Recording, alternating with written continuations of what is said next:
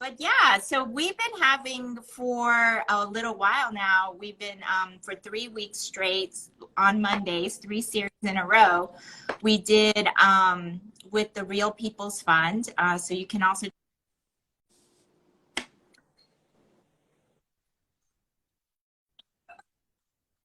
on Facebook, and then, you know, look it up on their website for their website. But let me actually go ahead and do a quick. Can you go ahead and tell us what No Boss is, though, so that we can get a little rundown of that? And while I'm looking up. For sure. It seems like you're cutting out for me. I don't know if Liz is cutting out for you, Jameelah. Yeah, a little bit. Okay. Mm-hmm. But I did catch that first part. So No Boss is the network. It's an acronym, No Boss. It stands for the Network of Bay Area Worker Cooperatives. So we work, it's a 29-year-old organization supporting worker cooperatives and collectives throughout the Bay Area and beyond. Different types of support, moral support, you know, solidaristic mostly, but helping co-ops that want to start up, like co-ops having some particular issues.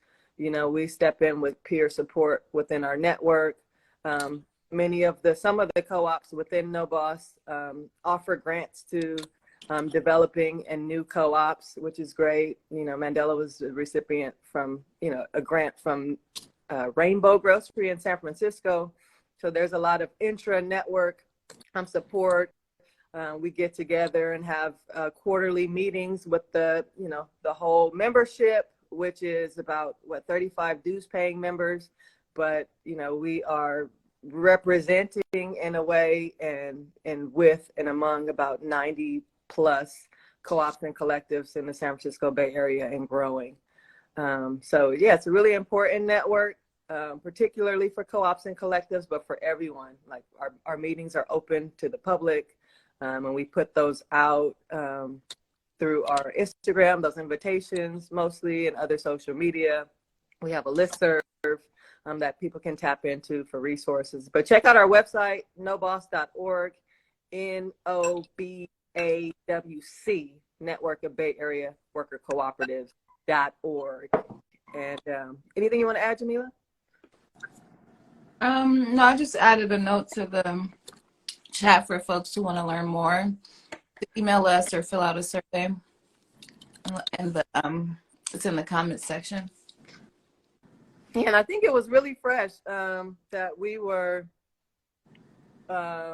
invited to collaborate with Real People's Fund on this journey, organizing small businesses. You know, I thought that was super insightful and right on, you know, because co-ops, I wouldn't say we're fringe necessarily, but it is an alternative business model. So to have, like, you know, us really doing a lot of organizing and thought work for creative ways to engage and to sort of, you know, convene, because that's what we do in our individual businesses, like convening workers.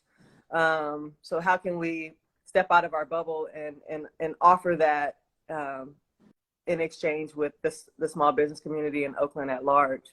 Was fresh. And I think we all learned a lot from that experience. Yeah, I mean, I think that, you know, I mean, well, let me do a little introduction of Real People's Fund, right? So the Real People's Fund is a community-powered fund entrepreneurship program targeting, and we're trying to raise $10 million so that we can create a program of including non-extractive capital, holistic business support, and opportunities to build political power for BIPOC entrepreneurs in the East Bay community. Right now, we're currently just focused in Oakland. And I think, you know, that whole idea of this non-extractive capital and creating business model that is community-centered and is a different economy than the current extractive capitalist economy, right? And I think the cooperative model is perfect for that, right? It is essentially honoring all of that and the ways that we can create economies that are completely different than what we're living in now. How did you get into cooperative into cooperative business, Jameelah? I got into cooperative business through a friend who told me about the potential to start a grocery store in East Oakland. But before that, I was working at a co-op in Berkeley called Three Stone Hearth, where I first learned about co-ops. And from there, I became a member of the Deep and just been on this journey of learning more about co-ops. And my first year of joining the Deep, I joined No Boss with Adrionna. Yeah, so that's how I got into it. You know, when I saw you all at, I can't remember where, the first time I saw the Deep, I was so excited to see like a potential like cooperative grocery store happening in Deep East Oakland, because we don't have that, you know. Like what we have in Deep East Oakland is we have a bunch of grocery stores that are catered to Latin community, and then we have Food Max and Food Co. Right? So these big like generic box stores, grocery box stores, and there's no real options for anything else. And if you want it, you have to travel kind of far for good produce, particularly. So I was like excited that that was happening. Where are things at with the Deep right now? So we're ramping back up. Adriana and I actually met last week to talk about a plan to keep things moving forward. So we're really excited about that. Yeah, so hopefully in the next 2 to 3 months, we'll have a plan how we can keep it going. That's amazing. I can't wait. And totally always been a supporter right from the get. Being from Deep East Oakland myself, like, and not having that, like not seeing it growing up there, and like having to travel really far to like have good groceries, like healthy groceries, I think is important. So make sure you all check out the Deep, follow their Instagram here so that you can like stay up to date. Follow No Boss, follow Real People's Fun. But the Real People's Fund, we held we did the 3-part series that we were talking about, and really trying to activate small businesses, because, you know, the chambers of commerce, the Chamber of Commerce here in Oakland and the different ethnic chambers of commerce have had like, you know, they represent, and they say they represent small businesses, but really only represent a small sector of the small businesses. And they tend to lean towards like supporting these capitalist models that are very extractive, right? It's all about just like businesses, how they make their money and how they leave and take from our communities, but there isn't a lot about how they're building into our communities. And I know that, you know, there is a spectrum of that. So I'm saying that kind of blanketly, and in very broad terms. I know that there are businesses that do give back to their communities. I know that some of these chambers do try to support, you know, the community as well. But overall, they tend to lean towards supporting large businesses, large corporations that come in, take from Oakland, and then leave. And so we did a 3-part series, you know, with a group of small businesses that came out, and we did one in person at Restore Oakland about a month ago now. And it was in person. We had like 30 businesses there. It was amazing. And then we also did 2 online series about the budget, about the city budget, and what does that look like. And so I'm wondering, Adrionna, if you want to share a little bit of like what were some takeaways for you that you got from this series, and what are you? Yeah, let's just start there. What are some of your takeaways? So something that I enjoyed the most about this process was doing street outreach, like going to different, you know, high density small business neighborhoods and meeting workers and business owners and asking them questions about, you know, their needs, you know, letting them know about this 3-part series coming up. And people like without a doubt, actually, everyone was overwhelmingly enthusiastic about, yes, we need this. Thank y'all so much. Like, I haven't had anybody come to my business and ask me how we were doing. This is so great. Y'all are doing this. Like, I'm going to try to attend. And some people showed up, and people were talking about some of the issues that they're having. There were obviously a lot of common challenges that people are facing right now. Taxation is one of them. Like, what are we getting back from all these taxes that we're paying? Like, what are we paying for when, we're not getting the support that we need? Basic things like, trash cleanup, and, my window's been busted in my business 4 times and I always have to come out of pocket because our insurance doesn't cover that. Like, there needs to be a fund in the city of Oakland that helps us pay for these things. So just a lot of common challenges and a real need, like true consensus, like need for us to continue organizing and engaging. Definitely, that was my greatest takeaway. And having the tools, like having you, Liz, as an anchor organizer with a depth of experience to be like, okay, look, how this is how we can channel some of this energy, and these are some strategies and tactics that we can use as we continue to move forward. So it was great to have the vessel of this series to begin to practice. It's like, okay, we're bringing all these voices in, like, how do we channel and, less represent, but more like really give the actuals, and distill that into, how we're going to request what we need from the city, in a very concrete and clear way.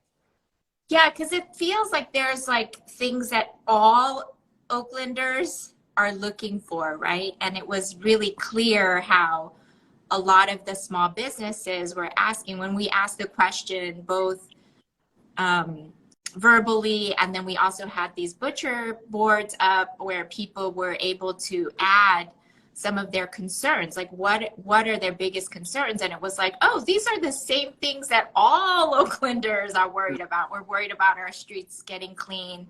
We're worried about the violence. We're worried about, some of the break-ins, the car thefts. We're worried about, over policing in our communities, right? Like the same things that we're seeing over and over in housing and homelessness, and how are we as a city dealing with that? And how about you, Jameelah? What were some of your takeaways? I think starting out, my takeaway is the component of organizing, and it leads to your network determines your net worth. Say that again. Your net worth. So that means, like, if you're networking with folks, I see networking as a way of organizing. So how we had a lot of those small businesses together sharing the same issues around budgeting and business needs, it basically showed me that, we all have similar intentions that could work for all of our common good. And I was also reminded of like the cycles of trauma as it relates to small businesses. Like a lot of us have been in survival mode since the inception of our business. So we can't afford higher wages to pay our workers, accommodating higher costs for goods, accommodating housing, paying less rent. And it's like, as our city is changing, I don't feel like we're catching up to that change. And when I think about politics and organizing, I actually was like fearful. I never knew that politics had any part of my business. So for me to be able to be in a space where I'm learning new language and also around professionals who know what it takes to get our voice heard made me feel very comfortable. And I think a lot of folks who came and showed up felt similarly. Although we're working on different things, but we all have similar issues that we want fixed for our small business. And I think that was a takeaway that I stuck with. Your network is your net worth. That is the quote, y'all. For real, that is it. And I love that. I love that, for you, it was, that's one of the things that is very similar to so much of Oaklanders, right? Like there is a percentage of people here in Oakland that really participate often, right? There's like a circle of people, and there's a circle of people who really work hard at influencing Oakland, right? Like small, big businesses and corporations, the Chamber of Commerce, the police department, you know, police officers associations, like those things, and realtors are really impacting Oakland. And then there's like a group of people, like kind of maybe a larger number of people from Oakland who are like organizing, right? They're in the social justice movement. They're in the movement. They're trying to like help people in the community, right? They're doing these kinds of service things. And then there's just everyday people who are just moving through the city, like, because that's where they live, right? And when we go and we knock on people's doors or we call people on the phone, a lot of people do exactly what happened when you all did the outreach to small businesses is, wow, thanks for talking to me, because no one talks to me, right? And then the other thing that we get often is like, you know, so let me talk to you about how the mayor, blah, blah, blah, blah. Let me talk to you about your city council member. Like, I give a fuck what they tell me, what they do, because what do they do for me? I don't know anything about that. Right. Right? They see like the reality of their lives, right? And so it's such a like, it's so important for us to really like have those kind of conversations, because it's like, actually, everything we do in the city or the city government does impacts your life every day. Yeah. So I'm wondering too, Adrionna, like, what were some of the things that you're really hopeful for in terms of like what this, what organizing with small businesses could really look like? I know that you all have already seen that with No Boss, your work as in the cooperatives, but like what were some of the things that you think that we need to start really fighting for at the city level that will really benefit not only Oaklanders, but also like, you know, small businesses? Yeah. I want to take a little step back. Something that really came to me in this process, you know, reflecting on cooperatives' role and, you know, what we have to offer and what I was seeing develop as we got together over the course of 3 weeks was this sense of commoning, you know, like I have issues with, like the word business owner has never resonated with me. Got it. So I've always been, I'm a member of a cooperative organization, democratically led organization. And I feel that, you know, it's easy for me to view business owners as, you know, it's a proprietary word. It's like individuals owning things. But what I felt as we networked, you know, and that worth was coming through in this commoning. It felt like a real sense of, okay, we have this shared experience, you know, in a lot of ways. So within this common ground, like across industries, you know, how can we serve one another, irrespective or just regardless of what the city is willing to compromise and meet us, you know, where our needs lie. Right. But what can we do within our network for one another? You know, how can we collaborate just ongoing? How can we serve our own needs? So that was really calling to me throughout the process. But in terms, because we need to do that regardless. That's right. You know, that's what's at the first session, we had an elder stand up and say, I live in West Oakland. Like, I will come out and help y'all sweep in front of your store, because the city, it don't look like they're going to do it.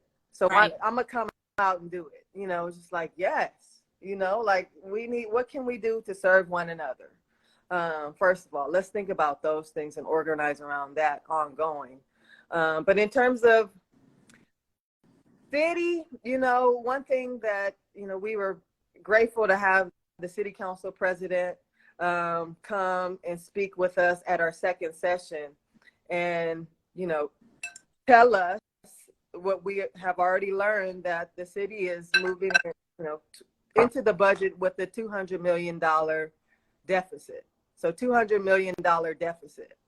And then she spoke of an equitable budget. Right. You know, so, and she framed that as, you know, sourcing the people who need it most first. That's what I took away from that. So how can we ensure that? And in another breath, she said, when we're serving our Black community, everyone benefits. Everyone is uplifted. So how can we hold that to task? So when we continue organizing, when we step into the town hall meetings that each city council person is going to have in May, how can we make sure that we are coming with solutions, ideas that are focused on serving Black community? That's right. Everybody will think about it. That's right. We all will be served when Black That's right. community is served. That's right. So let's focus around those invitations that were asked of us from our city council president. Right, because it's like we think we're all standing on the same ground, and we're not, right? And we're asking, what's often asked in this the way it's structured is right now is pull yourself up by your bootstraps. I know it's hard, but like just work harder, and then you could step up to this plate. You could step up to this floor, but it's like, actually what we need to be talking is, why aren't we raising the entire floor for everybody to stand together on it, instead of like saying, here's the floor, why don't you like join us up here? Why don't you work harder? When that floor is actually crushing people, right? And we should be saying, okay, well, actually, let's all just be on the same floor together. Let's stand on the same ground. And where that ground begins is where the people are, the people who are suffering the most. And in Oakland, that disproportionately falls on our Black community, right?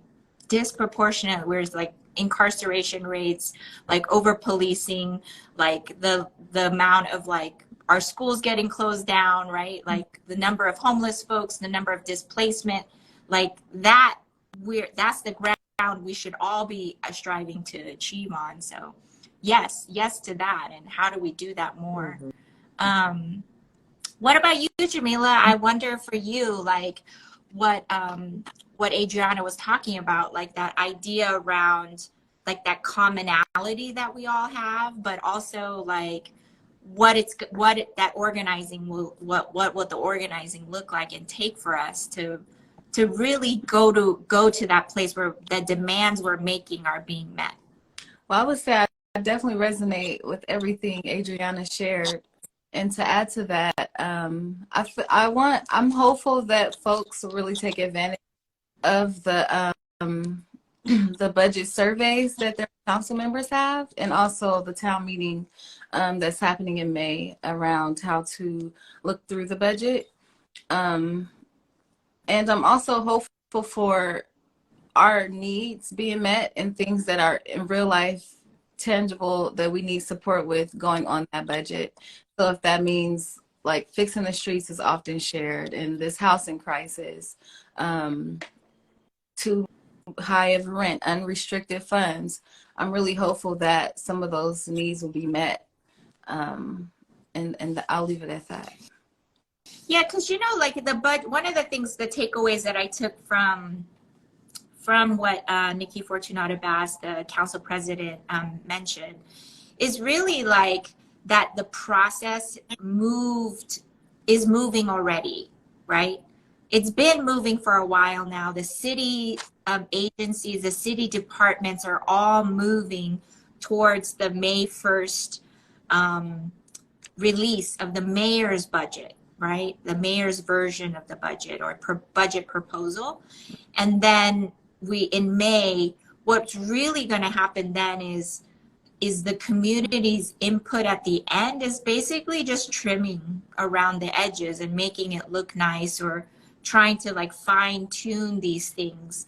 we're not in the process per se at the point where as a community or as people in Oakland where we're influencing the larger parts of the big budget. We're coming in and trying to like ask for these little pieces here and there to supplement our communities. And so for me, it was like, oh, what's that long-term like community organizing look like so that we are part of the conversation actually much earlier, right? Where we're not waiting for the city to tell us, oh, this is how much we want to give you or we can give you, but we're really in the process much earlier on. That's like, you know, raising the floor, right? Raising the floor for everybody. Mm-hmm. Mm-hmm. Mm-hmm. Hmm. I wonder, Adrionna, what was that like for you when in just like, because that was also one of my favorite parts of being in this space was the way that all these small businesses really wanted to support each other, Yeah. right? Like just all these like-minded people. That was so exciting. Yeah, it was super fresh. And one of the things that really resonated, so in the first session, there was a panel discussion with 3 business owners. And one of them was April Fanal from Pickup. That's right. Pickup is a delivery service, woman-owned, Oakland, based in Oakland. Primarily food delivery service, but they do some other things.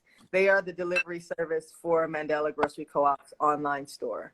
So one of the things that April said, and I wrote it down here so that I wouldn't forget, but like, you know, just that community and neighborhood organizing is part of their business model, you know? Mm-hmm. And I see that for co-ops already, you know, like part of our business model, like principle 7 in the cooperative principles is concern for community.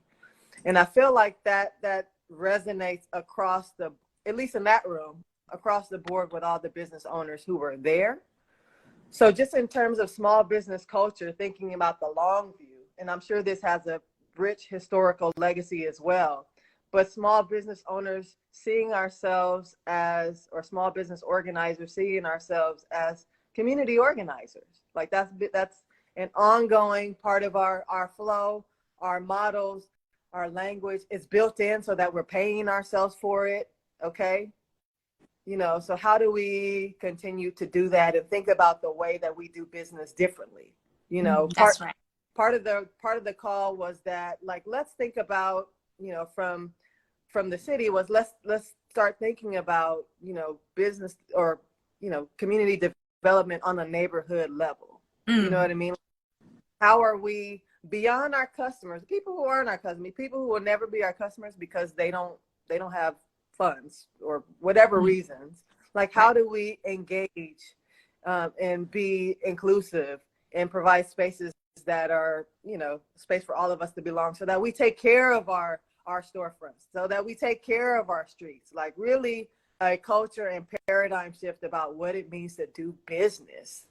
So when April said that, I was like, yeah, that's right.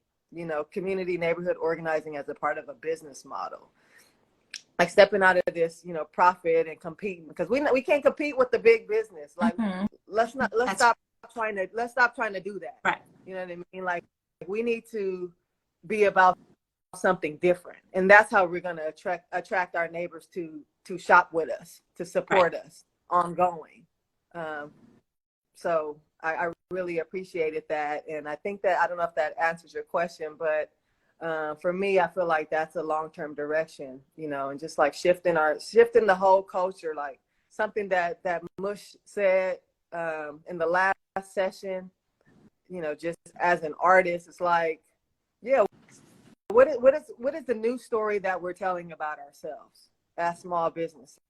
You know what I mean? As a small business community, because we can't try to tell the same story as, you know, what they're telling in the chambers about small business.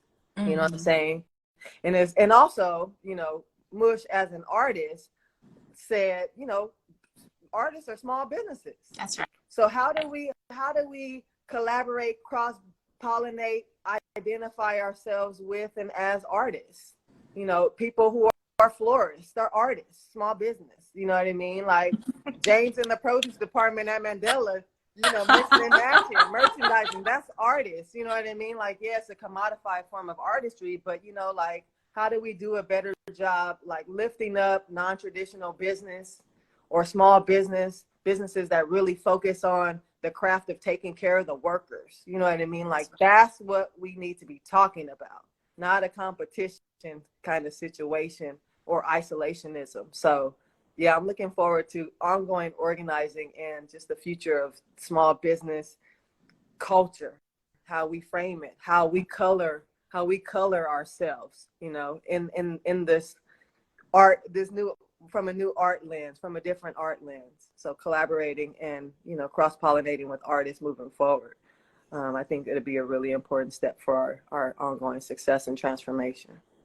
Yeah, and just to give like folks who weren't there, like a reference, like Michelle Mushley came and spoke to us on our last session and really talked about, you know, how the Artist in Action folks really came together 2 years ago and demanded and won, you know, funding for that restored funding for the Cultural Arts Division in Oakland's city budget. And so, yeah, that definitely resonated for me. I walked away constantly, I don't know, just that part, what you just said, Adrionna, where Mush said that a lot of artists are small businesses because they're contractors, right?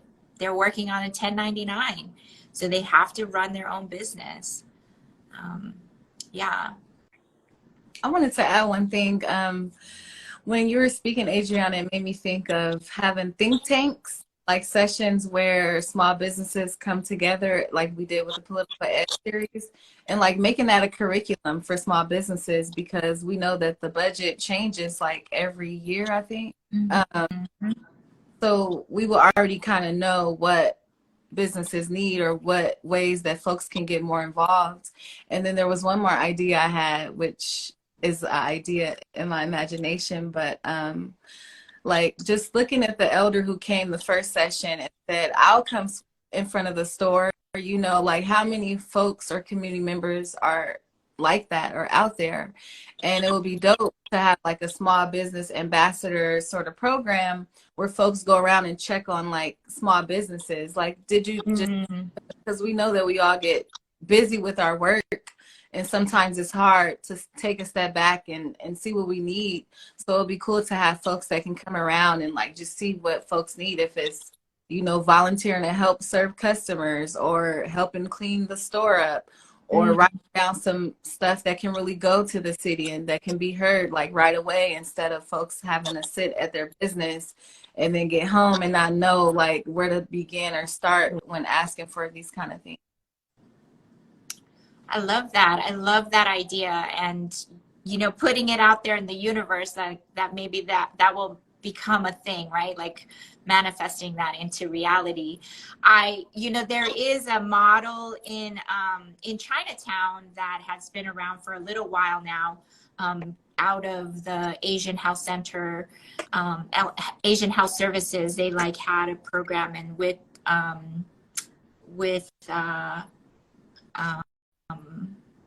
God, now I can't remember the name of the organization. I'm not going to waste my time trying to remember, but there's a program that now they have community ambassadors, right? They walk around, and it was created in response to some of the violence that a lot of our Asian elders were being targeted for, right? And so they do these sort of patrols through the community. You know, they walk in a big group and they check on small businesses. And at one point, the first iteration of it was really a group of folks that were just about trying to get to know small businesses that were there in Chinatown, and then doing beautification projects, right? So they were helping to clean up, they were helping to do art projects in the community, and really bringing safety, because safety to them wasn't necessarily more policing. It was like, how do we make our community more beautiful? How do we make it so that people want to come to Chinatown, you know, walk through Chinatown and feel safe in Chinatown, right? And I think there was some discussion about like what that would mean in other communities, because it can't look the same. Like Chinatown functions in and of itself in a different way. It's in a different location. Like the dynamics there are a little different. So how could that potentially play out in the Fruitvale? How would that play out in Deep East, right? Like, what would it look like for our people to really create communities that are about safety, that are about like thriving communities?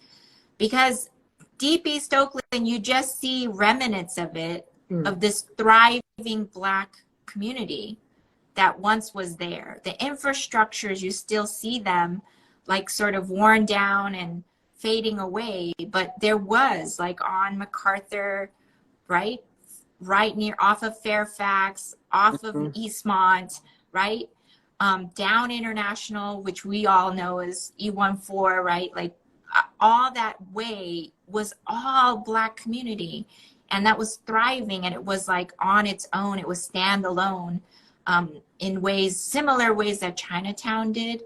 And so like and these were, you know, it's interesting because it's like, you know, Chinatown, for example, and other parts of Oakland that are now thriving. At one point, it wasn't, because it was the place that our people were like pushed to, right? They weren't allowed to, because of redlining, to purchase or own businesses in particular neighborhoods, which is why the city is cut up the way it is, right?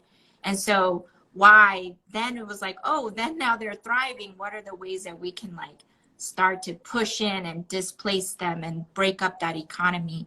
And so I think we have a lot of reckoning to be had here in Oakland. I love this conversation. I've always enjoyed the thought partnership, like that you two bring, and like your commitment to like not only Oakland, but like how are we doing this together? How are we creating an economy that is different, that isn't like just about let me make money and like get up out of this community, but how do I like make money? How do I like invest in my community? How are we taking care of each other? And I really appreciate just being able to like be in community with both of you and the work that you do. But shout out to you all. I want to just start moving to wrapping up, but like if there's any last things you want to say, but then also how do people stay in touch with you all? Like where can people find you? How they can tap in? What's that call to action? Yes. Sorry, Adriana. Or Either way, no, I'll start. Yeah, you can definitely find me shopping at Mandela Grocery Co-op. I'm there a bunch. Yeah, and just we got to keep organizing. Like I think this is my first real organizing experience, like outwardly organizing. I've been called an organizer, and I wasn't like willing to accept that before, because I thought organizing was something way beyond me. But organizing starts with me. It starts with us coming together. So I feel affirmed in this space and confident in saying we have to keep organizing. We have to keep meeting. Something that Jameelah said, you know, an idea that came to Jameelah is one that similar to one that came to me is, it will be great if every quarter we could have like a version of this series, like something that just keeps us learning, like fact-based learning, like this is how the city functions. This is the environment that we are working in, that we need to make our way through. And also coming together. These are ways that, you know, we explore our net worth, you know, just continuing to weave our networks and come together and serve one another, you know, across industries. You know, as No Boss, this is how we continue to share about the cooperative model. You know, I'm still on the quest to try to work with barbershops, because I feel like that's an easy conversion to a worker co-op. You know, how can we how can we work that out? You know what I mean? It's not as difficult as we think. And there are benefits tax-wise and just, you know, just in terms of, I think spiritually, there's so much benefit to working in a collective cooperative way. Yeah. So that's what I say. You know, check out noboss.org. Again, it's in the chat. Come to some No Boss meetings. Engage with Real People's Fund. When the deep puts the calls out, like show up, let's go, you know, and yeah, stay paired up.